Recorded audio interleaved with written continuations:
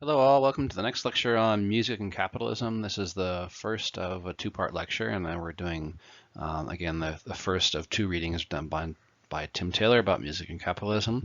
And this is kind of an introduction to generally the system that we operate in the West.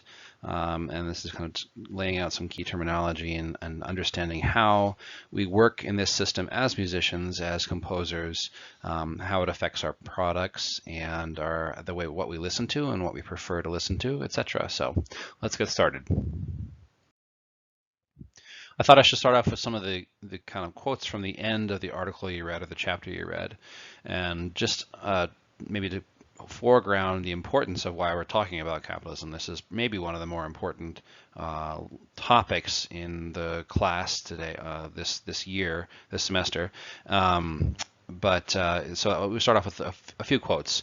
Capitalism is not just the economic system we work in, but as the quote on your screen says, capitalism is a social form is made by people, but it also shapes people, their thoughts and their practices. And that's really the most important point about this idea of working as a musician, working as a composer, or even just enjoying music as a consumer, is not that capitalism is the economic system that we work in, but it shapes the way we approach making music and enjoying music and consuming music. It's an ideology, and it impacts not just economic choices, but actual preferences and thoughts about music.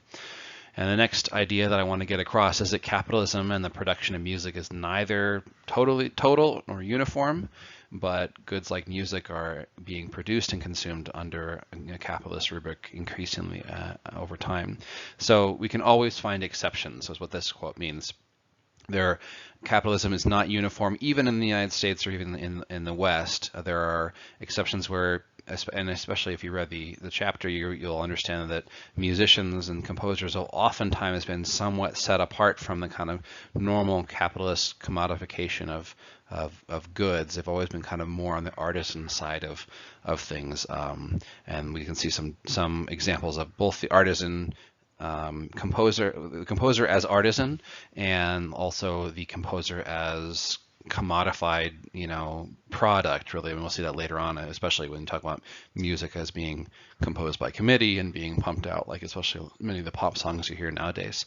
But most importantly, those two things, that capitalism influences the way we think and the way we believe and the way we prefer things, and also that it's not a totality. There are always exceptions. There are always, it's not uniform across time and or location. So those are two caveats, or two important things to remember about why capitalism matters and why and maybe some of the exceptions to it.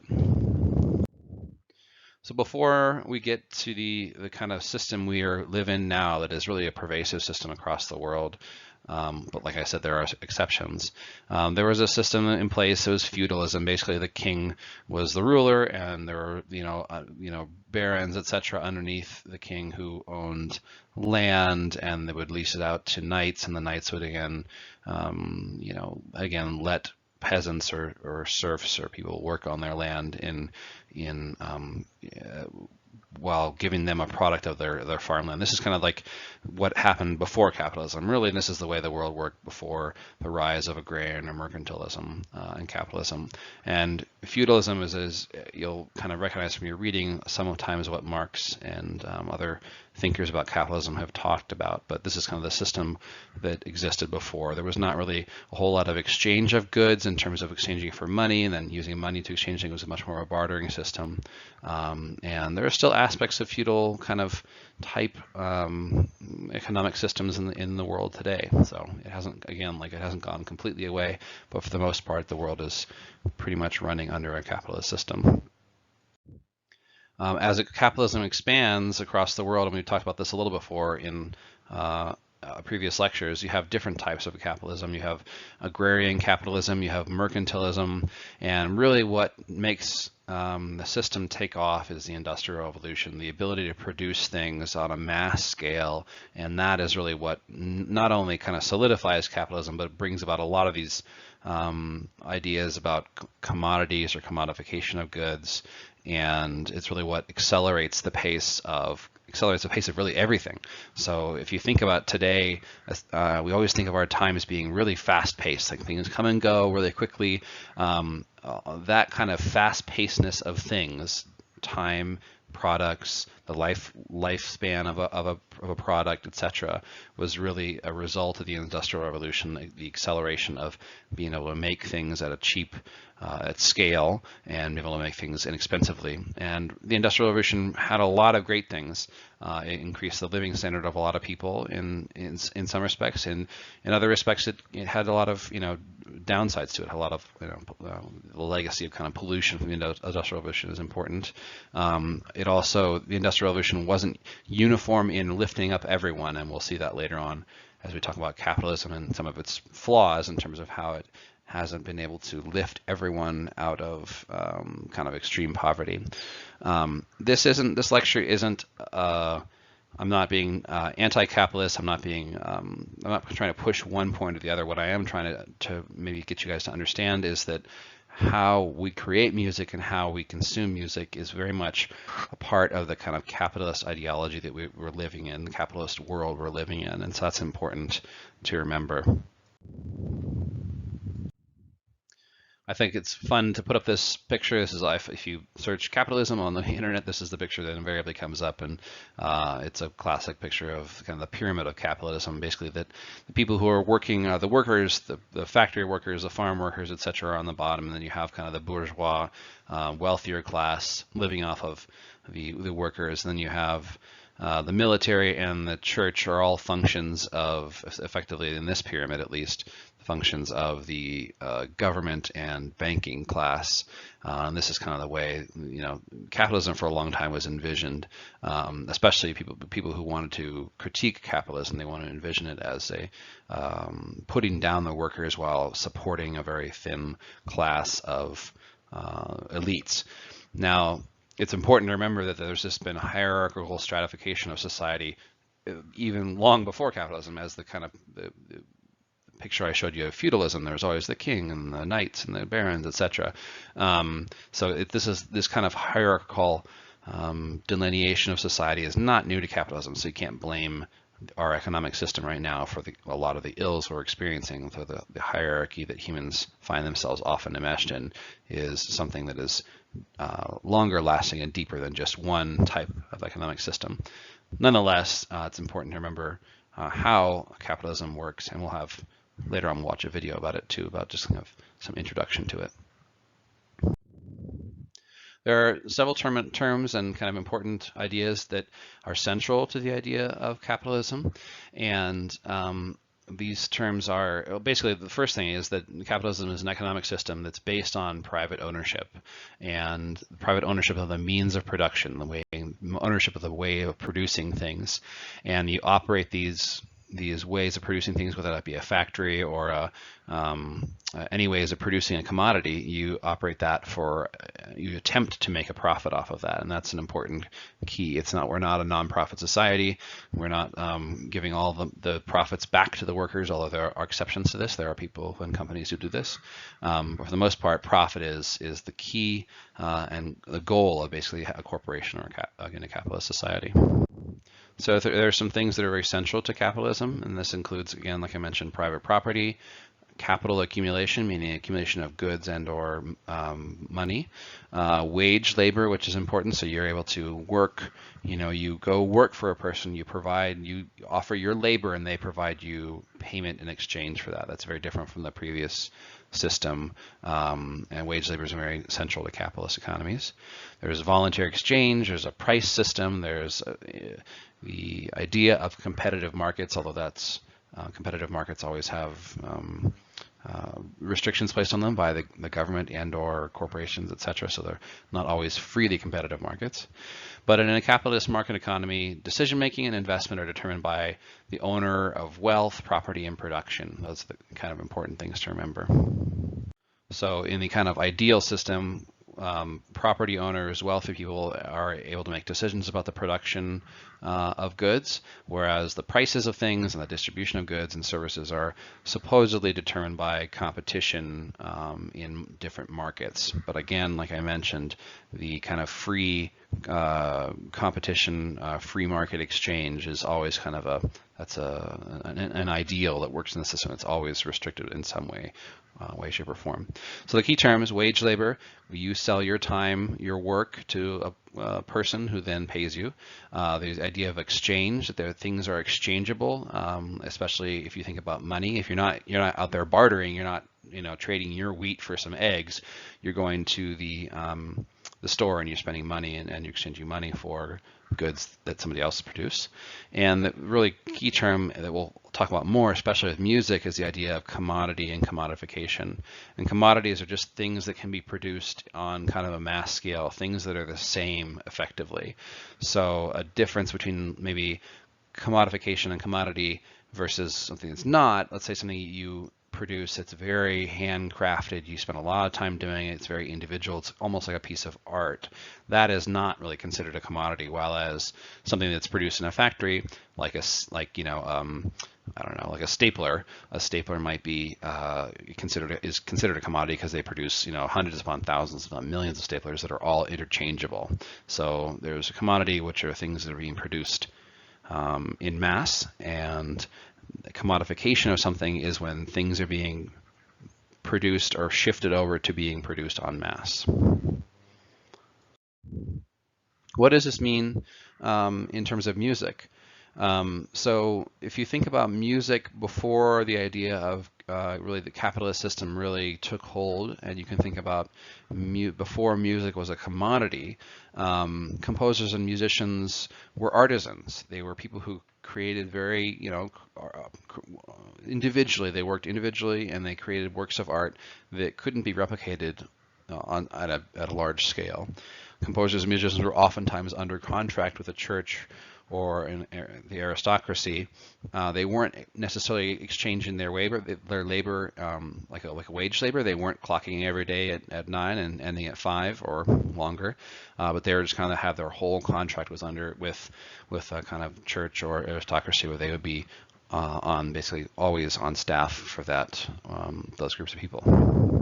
It's important to remember that capitalism has existed in some form and on a small scale for really centuries. This is not a new phenomenon, but the kind of capitalistic era, as some people want to talk about, it really begins in the 16th century with merchants and small urban workshops. So the emergence of capitalism really was in the 16th century, kind of the early Renaissance or late Renaissance, and later on, industrialization, or the cheap production of everything, household items, etc., and kind of creating economies of scale where you have a factory producing thousands of things, making them cheaper, along with rapid population growth throughout the world, really created a demand for commodities. And this was kind of the rapid expansion of capitalism along with globalization in the 18th century. And this is what kind of made capitalism take over the world as a system. In terms of music, once music was commodified in a way, so this means either making sheet music that you can sell on, at a massive scale, or produce truly public concerts, concerts that you go and pay a ticket for, you get to see the concert, and then they can do these things over and over and over again. The public concerts, I guess, were not always public, first of all, and they weren't always ticketed concerts. And so once the truly public type concert comes into scale, that's when that kind of music has been commodified in a way. And lastly, recordings, especially recordings, are a way of commodifying music. Once this all happened, composers and musicians became really much more fully enmeshed in the capitalist system. And as you recall from your reading, even though they're more enmeshed in the capitalist system once music has been commodified, they still are a little bit apart. So musicians and composers especially are always kind of trying to retain that artisan edge. And even, you'll see this even later in the lecture with modern pop stars who have many of their songs are written by large committees or numbers of people. That pop star still tries to retain the idea of themselves as an artist or a genius or an artisan, creating something that no one else can create, even if their music is being created by large part by committee. So musicians especially and artists are always attempting to kind of separate themselves from the capitalist commodification system. That's important to remember. So again, I mentioned what are some of the things of music as a commodity. You have public concerts where you have ticketed concerts. You have this shift from manuscripts, music manuscripts being written out by hand, very laborious and very, very precious handwritten manuscripts, to mass-produced sheet music with movable type, movable, music notation. You have phonographs, and later on different types of recordings. You also have early on, even before the kind of phonograph took off, you have piano rolls and kind of the player piano. These are all ways that music became commodified over time and is very much a commodity today. I think it's interesting to look back at kind of, especially one of the kind of early super commodifications of music. This is Tin Pan Alley. We talked about Tin Pan Alley a little bit in our previous lectures, but this is a time and a place where music and songs were produced in the U.S. They were really produced as commodities. They're produced by many people. They're pumped out as fast as they could. And Tin Pan Alley was kind of the great commodifier of music until really radio and the phonograph took over in terms of the commodification of music. Tin Pan Alley is a great, well-researched historical example, but as I mentioned in the previous slides, musical commodification didn't start there, or didn't stop there, true. So while Tin Pan Alley maybe had rooms of writers, of composers pumping out songs that would last, a month or 2 or 3 before the next song was replaced by.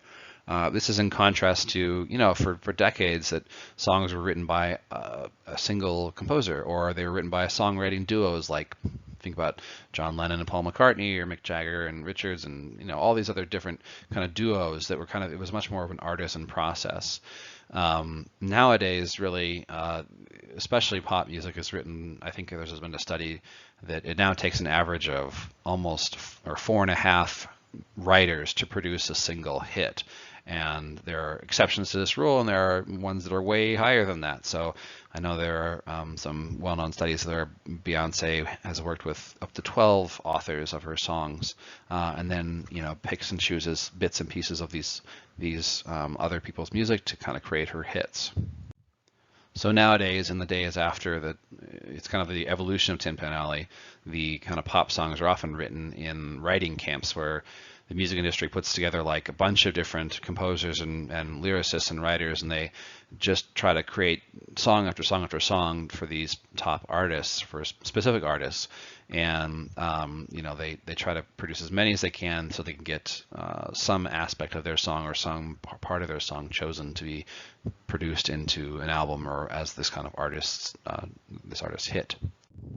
These kind of writing camps that are happening nowadays with modern pop arts have an impact on the kind of the sale of music, really. If you think about it, if you have 12 or 10 or even 5 to 10, 12, 13, whatever writers for a song, each one of those writers is only get a very small slice of the portion of the money when the song is sold, so maybe even less than 1% of the profits.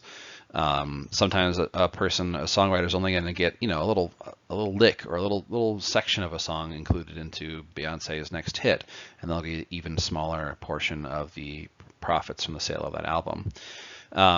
Also, one other, some issues that happen when you have the composition of music being commodified like this is oftentimes you have this kind of homogenization of music where people are pumping out song after song after song. They're borrowing from other composers, other songs, and so there's this. Especially also certain, pop artists use the same writers. And so, if people are complaining that all music sounds the same these days, there might be a reason why, because you have the same writers producing songs for different artists and also borrowing from each other. And so there is a tendency in these kind of writing camps, and there was a tendency during the Tin Pan Alley days towards this kind of musical homogenization that happens with all commodities. So all commodities, if you think even not music, but think products like a stapler or a frying pan, over time they kind of end up being a little bit homogenized because of cost, because of people borrowing different good ideas from each other, and in the end you get a product that is more similar than in the very beginning, which may have been more disparate or different. So really what we have now is, instead of the Tin Pan Alley kind of factories type thing, you have now much more of a kind of a ghostwriter situation and music written by committee. To correct my previous slide, now it's actually a more recent study shows about 9.1 songwriters per song if you want to be making on the Billboard's top 10 list. Just outside the top 10 list, it's about 6 to 7 writers are credited on these songs, and oftentimes many more producers in a sense. So you're seeing virtually all top music these days is being produced by a large number of people. They're not being written by single artists or even songwriting duos. In fact, and I'm sure many of you have heard this before, but in fact, the vast majority of hits are really written by committee, by ghostwriters. For example, America's biggest pop star is a Swede named Clara Martin Sandberg, and if you haven't heard his name, you'll certainly have heard the music he's written. He goes by the name of Max Martin, and he is responsible for more hits than Phil Spector, or than Michael Jackson, or the Beatles. And he's just one of these really kind of less well known but super famous in a sense ghostwriters. I mean, he wrote Britney Spears' "Baby One More Time" in 1999. He wrote Katy Perry's "I Kissed a Girl" in 2008. He wrote Kelly Clarkson's "My Life Would Suck Without You." He wrote again more Katy Perry, "California Girls" and "Teenage Dreams." He wrote "One More Night" by Maroon 5. He wrote "We're Never Getting Back Together" by Taylor Swift. He wrote "Dark Horse" by Katy Perry. He wrote "Can't Stop the Feeling" by Justin Timberlake. This is just a sampling of all this the kind of mega hits this one ghostwriter has written, and there are many more examples besides Max Martin, who's probably one of the most famous. And so really what you have is this the same sort of thing. It's rather than just a room of writers and arrangers as in Tin Pan Alley, you have these ghostwriters and committees, these song camps, really all pumping out the hits. So if you had an illusion that your favorite artists came up with these songs and they're quiet moments by themselves, I'm sorry to break it to you, that's generally not the case nowadays. So I want you to think about some of the drawbacks that might be from this type of music commodification, music written by committee, or music written as a product rather than as a kind of artisan craft. So as the lecture goes on, I want you to think about these. Maybe there's some benefits to writing music by committee. There are also some drawbacks. So think about that as we go on. As has been written about by some authors, music by committee seems to be an inevitable outcome of music commodification.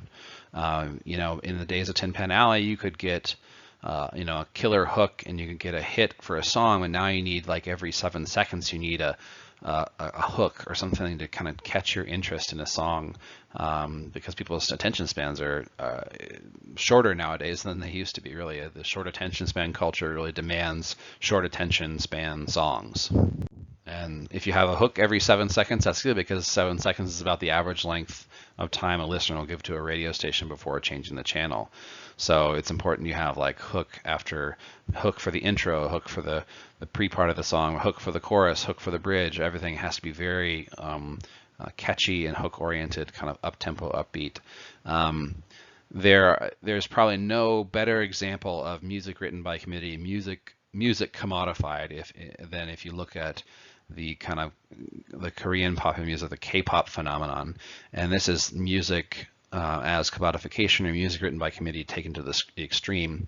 In K-pop, there's really no pretense that these bands are these kind of many girl and boy bands are creating the music by themselves. Performers really embrace this kind of corporate strategy. Oftentimes K-pop bands are put into these training pop academies before kind of debuting as a new girl or boy group, and oftentimes this takes quite a bit of time. So they're in these kind of training academies before they become the K-pop stars. This kind of level of control maybe kind of seem a little weird to Americans, but this is really especially John Seabrook, who wrote the book The Song Machine, really reveals that stars like Rihanna and Kelly Clarkson are now almost as narrowly choreographed as K-pop bands as well. So there's a lot of input going into these pop stars' music, their performances, their appearances, etc. There's a ton of work done by people you never see that really is creating music. It's creating music as a commodity. So if you want to read more about this type of music by committee, there's a great book by John Seabrook. It's a very it's easy read. It's not an academic book so much as it will give you a nice insight into the kind of hit factory or the music by committee phenomenon these days.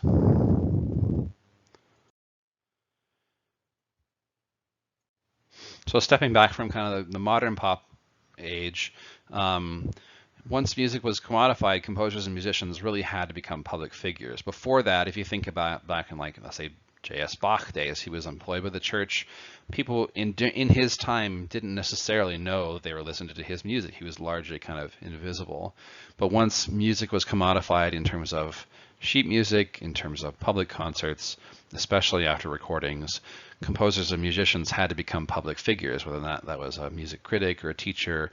They had these composers and musicians had to advertise and promote themselves.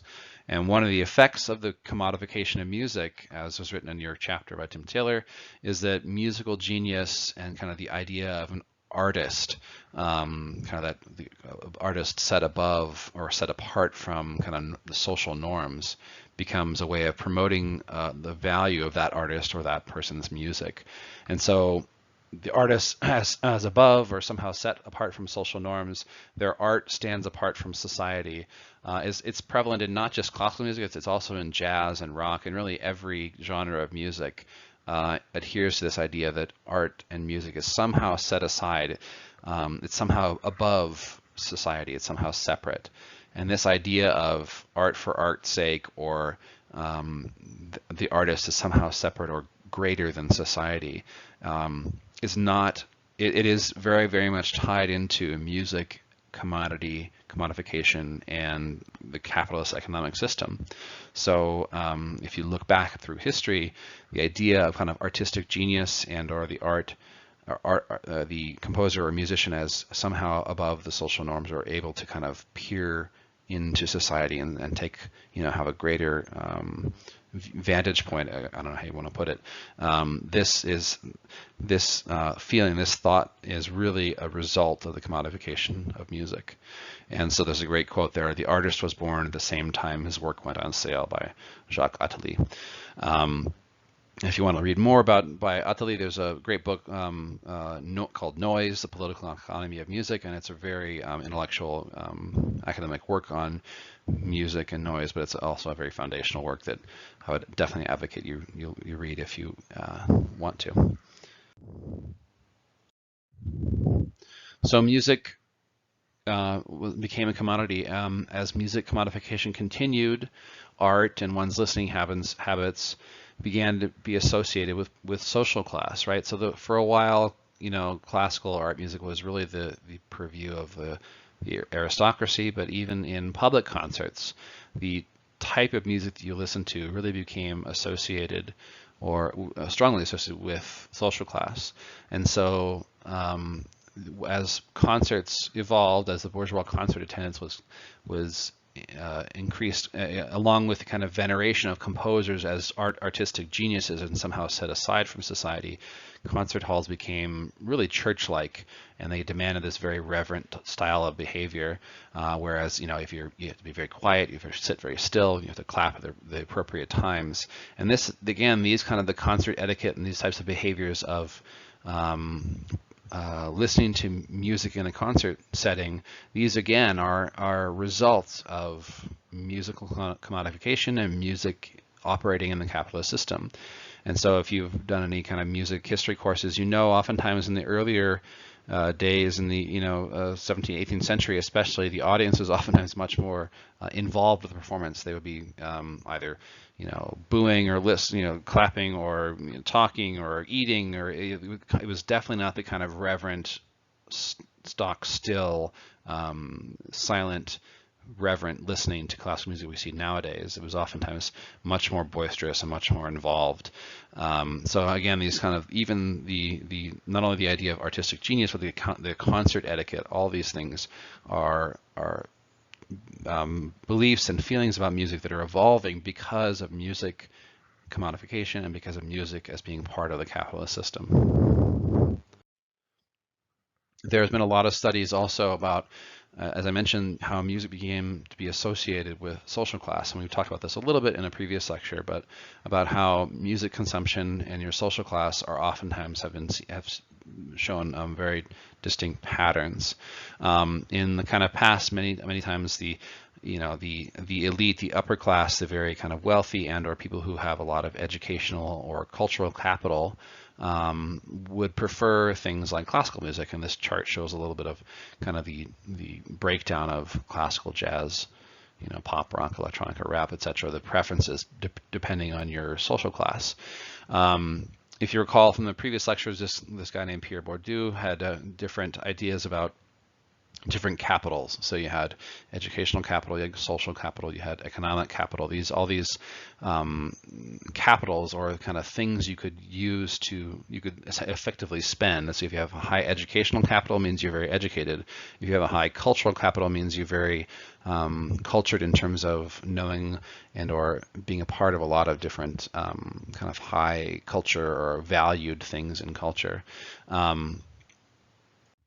More recently, those with the highest educational and cultural capital have not continued to listen to classical music in the same numbers as the previous generations.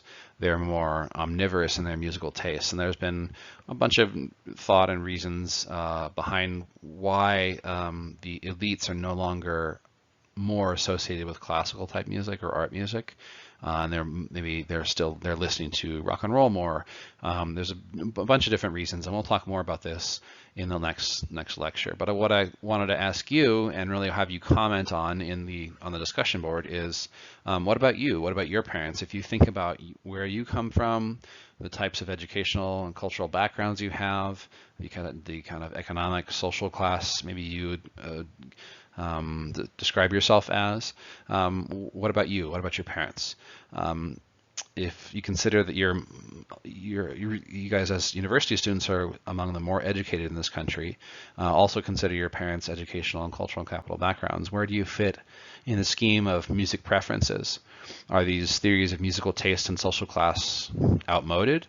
And why? And so I'll put up a discussion question on the discussion board, and I would like you to discuss some introspective thoughts about your musical tastes and how that might be reflective of your social class or not, and if not, why, or if so, why? I mean, how do you see educational, cultural, financial capital and social class? How do you see that as affecting musical taste?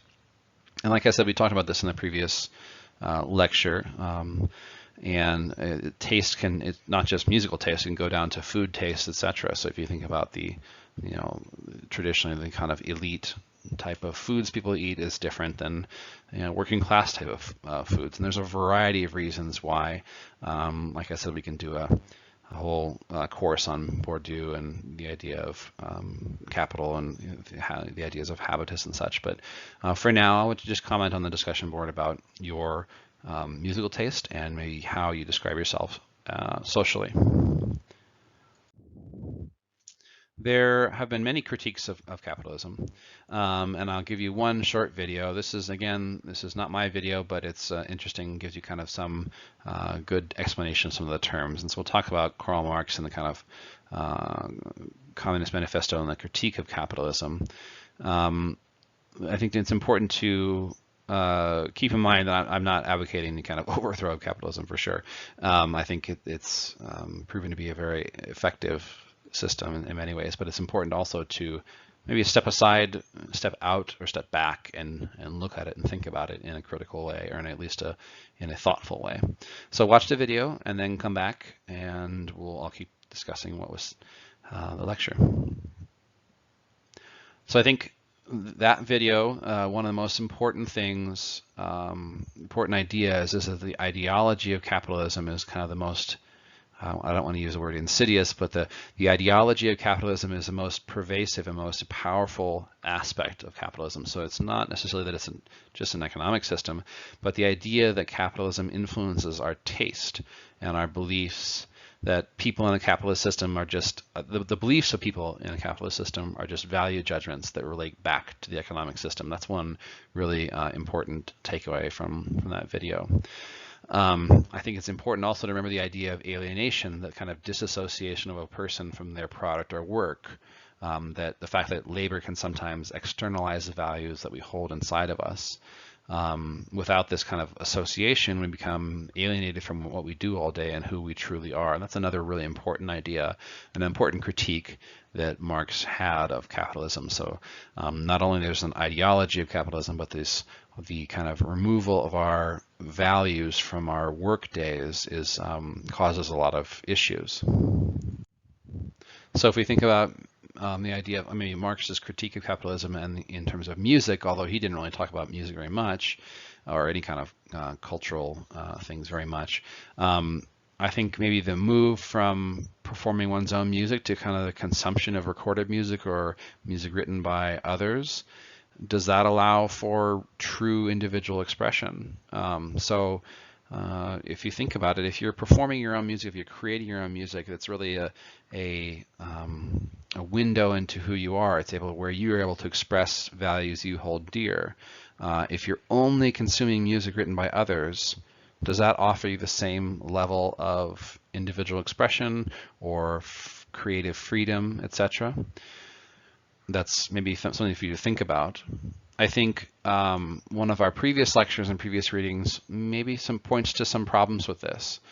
This type of critique that that you have no freedom, or you have no ability to express yourself if you're not performing music yourself. And if you think back to the article by Simon Frith that we read on music and identity, and I think it's important to remember that the way we consume music is not uniform, and even the consumption of this music, even mass appealing pop music, can be done in a way that furthers a person's individuality and their personal agency.